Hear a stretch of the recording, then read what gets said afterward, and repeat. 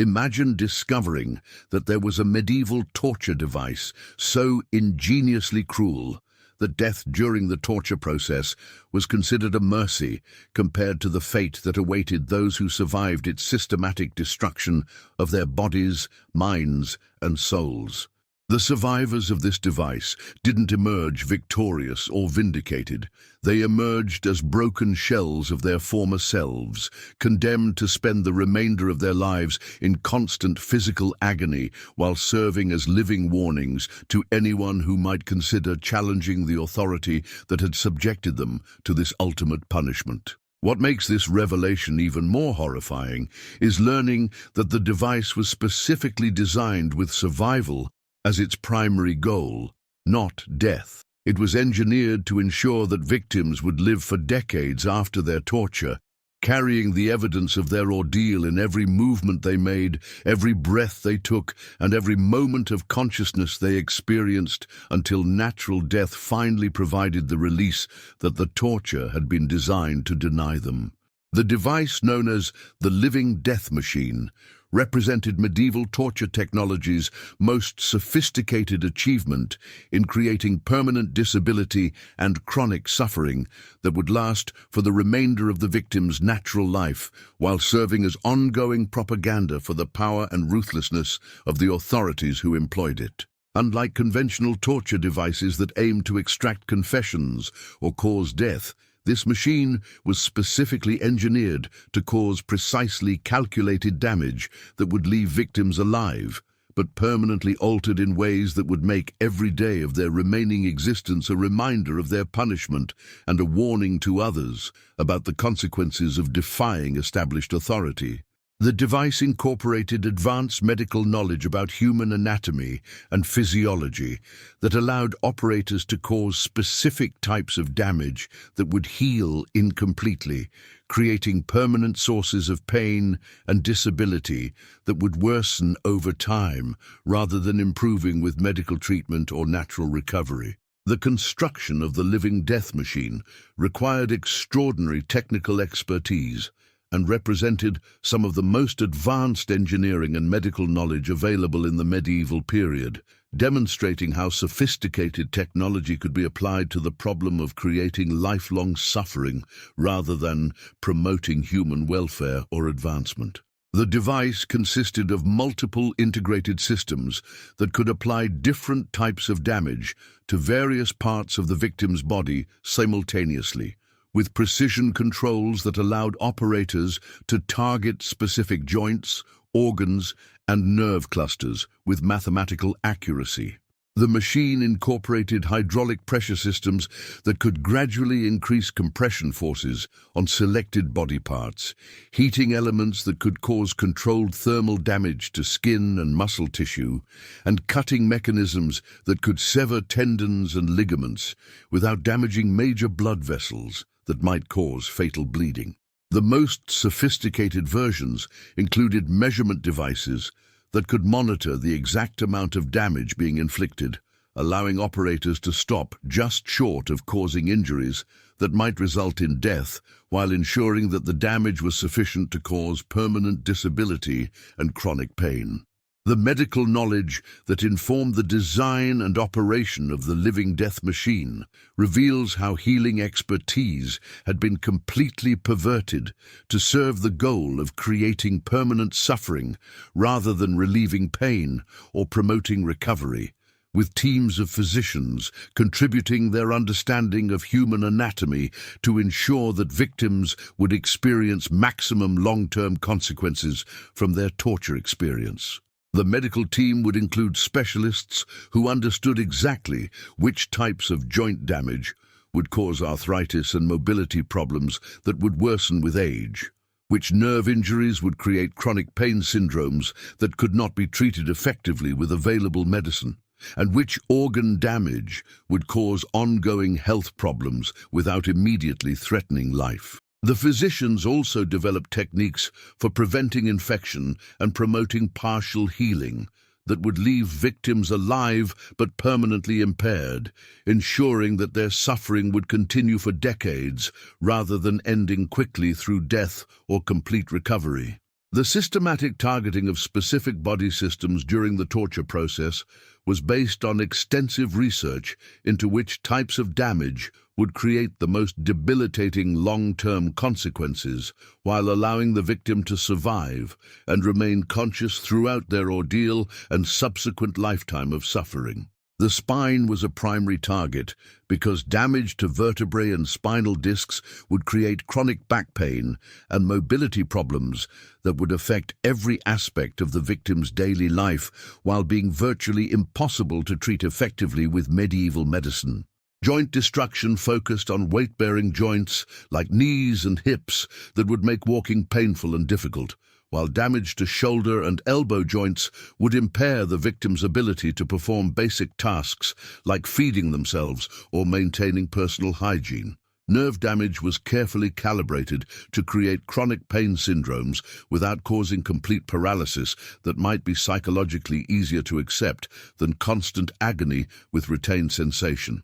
The psychological techniques employed alongside the physical torture were designed to ensure that victims understood exactly what was being done to them and why they would spend the rest of their lives suffering from the consequences of their punishment, creating mental trauma that would compound the physical damage and make psychological recovery impossible. Operators would provide detailed explanations of each type of damage being inflicted, while describing how these injuries would affect the victim's future quality of life, creating anticipatory dread and hopelessness that would persist long after the physical torture had ended. The psychological torture included forcing victims to watch as their own bodies were systematically damaged, while being told that they would live with the consequences for decades, creating a form of mental conditioning that would make every subsequent moment of pain a reminder of their powerlessness and the authority of those who had punished them. The timing and pacing of the torture process were carefully calculated to allow for maximum damage while preventing shock or blood loss that might cause death before the intended permanent injuries could be fully established. The torture would typically be conducted over multiple sessions spanning several days or weeks, with rest periods between sessions that were designed to allow partial healing while preventing complete recovery that might reduce the long-term consequences of the damage. Medical monitoring ensured that victims remained stable throughout the process, while systematic escalation of damage created cumulative effects that would be far more debilitating than the sum of individual injuries. The extended duration also allowed for psychological conditioning that would prepare victims for their lifetime of suffering, while ensuring that they understood the political and social messages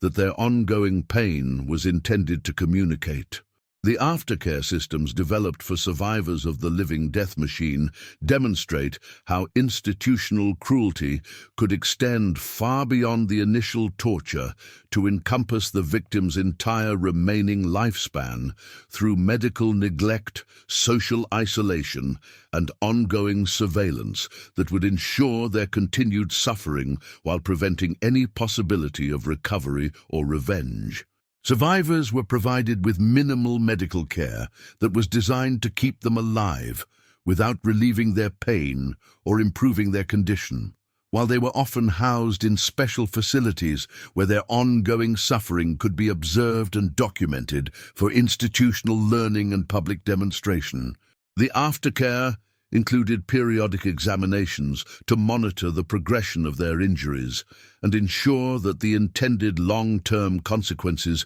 were developing as planned, while any attempts to seek better medical treatment or pain relief were prevented through legal and social restrictions that maintained their status as living examples of the consequences of challenging authority. The social impact of living death machine survivors on their communities reveals how the device served its intended function of creating ongoing deterrent effects that extended far beyond the immediate punishment to influence behavior and attitudes throughout society for generations after the original torture had been completed. Survivors became visible reminders of the consequences of resistance or dissent, with their obvious suffering and disability serving as constant warnings to anyone who might consider challenging established authority. The sight of former criminals or political dissidents struggling with basic daily activities due to their torture-induced disabilities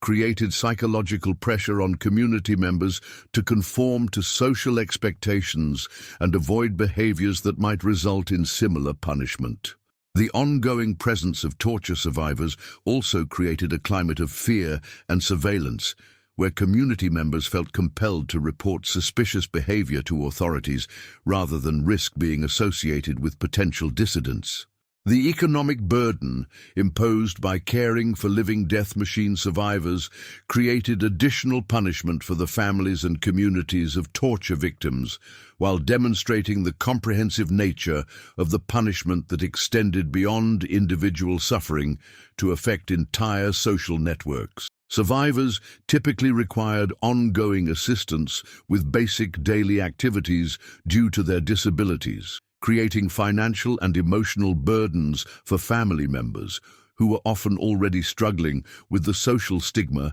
and economic consequences of being related to torture victims. The cost of providing minimal care for disabled survivors often exceeded what families could afford, forcing them into poverty or debt, while the survivors' inability to work or contribute economically compounded the financial strain. Some communities were required to provide support for torture survivors as part of their civic obligations, creating resentment and social tension that furthered the political goals of the authorities who had ordered the original punishment. The technological innovations that made lifelong torture possible through the living death machine influenced the development of other torture devices and medical practices that prioritized long-term suffering over immediate death or quick recovery. The precision engineering techniques developed for controlled damage application were adapted for other torture devices that aimed to create specific types of permanent disability, while the medical knowledge gained from studying long-term torture effects contributed to broader understanding of pain management and disability that could be applied to both beneficial and harmful purposes. The integration of medical monitoring with mechanical torture progression created feedback systems that influenced the development of more sophisticated torture technologies that could automatically adjust their operations based on victim responses and desired outcomes. The legal frameworks that govern the use of the living death machine reveal how sophisticated jurisprudence could provide institutional legitimacy for creating lifelong suffering while ensuring that the punishment served multiple political and social functions beyond simple retribution for specific crimes. Legal procedures were developed for determining which criminals deserved lifetime torture rather than death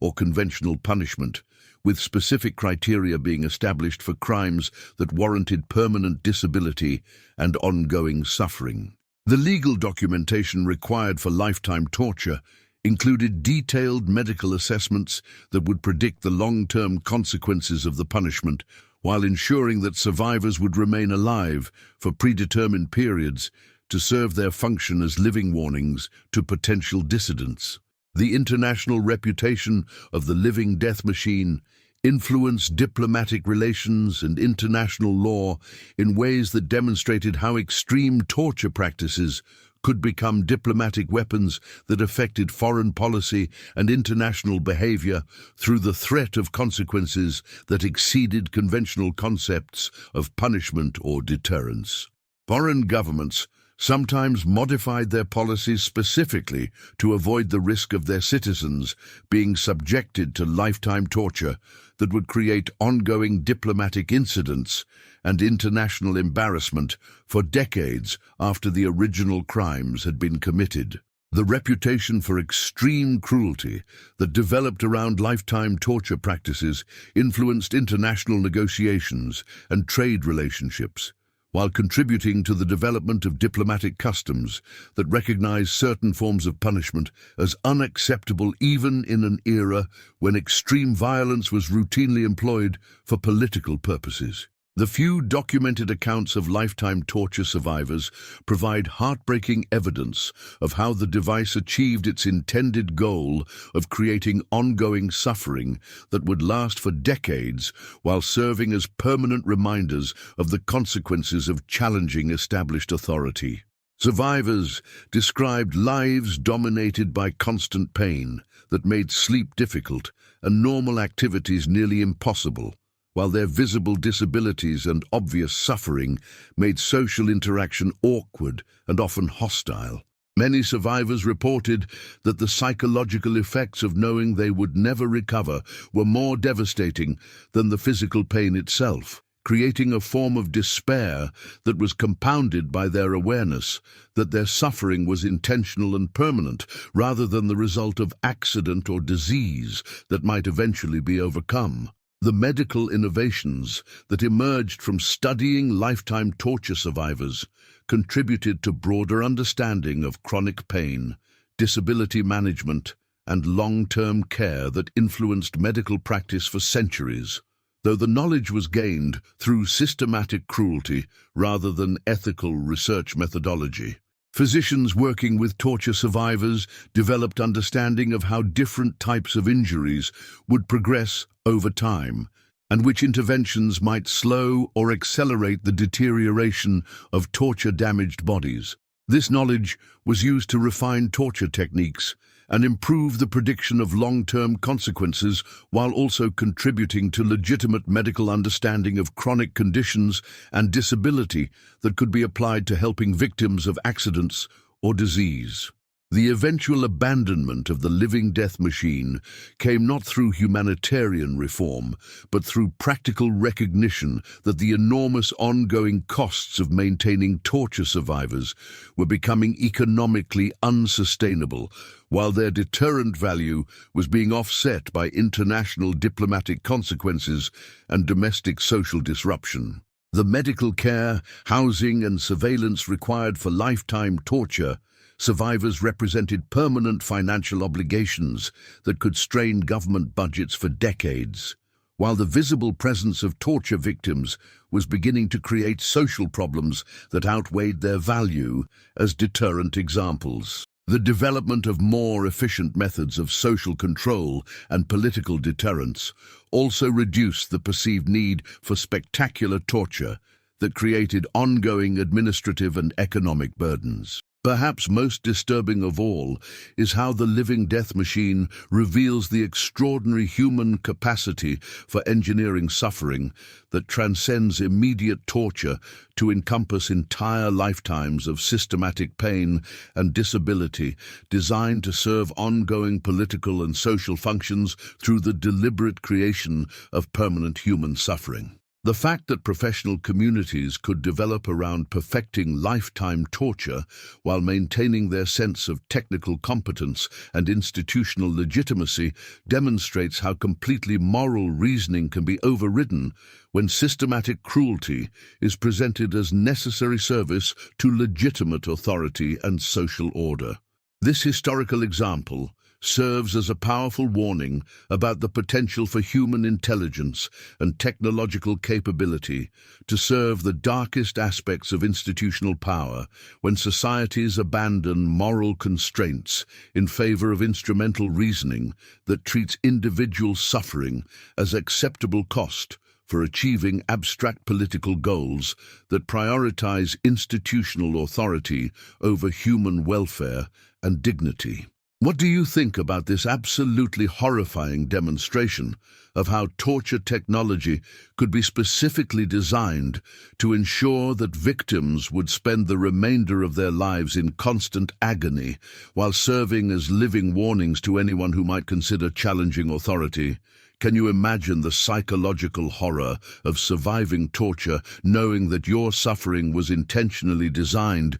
to continue for decades, while serving as ongoing propaganda for the power of those who had broken your body and spirit? The fact that professional medical and engineering expertise was systematically applied to creating lifelong disability rather than promoting healing really makes you wonder about the capacity for human knowledge to serve systematic cruelty when institutional authority overrides moral constraints, doesn't it? Share your thoughts in the comments about how this historical example might relate to contemporary practices that create long-term suffering while maintaining claims to legitimacy and necessity. If you found this investigation into torture designed to create lifetime agony as disturbing and thought-provoking as I did, make sure to hit that like button and subscribe for more shocking revelations about how human intelligence and institutional resources can be corrupted to serve systematic cruelty rather than human welfare. Ring that notification bell because our next deep dive will explore another example of how technological advancement can be turned toward perfecting human suffering when societies prioritize institutional power over individual dignity and rights. Trust me, these stories will change how you think about the relationship between knowledge, authority, and human compassion forever.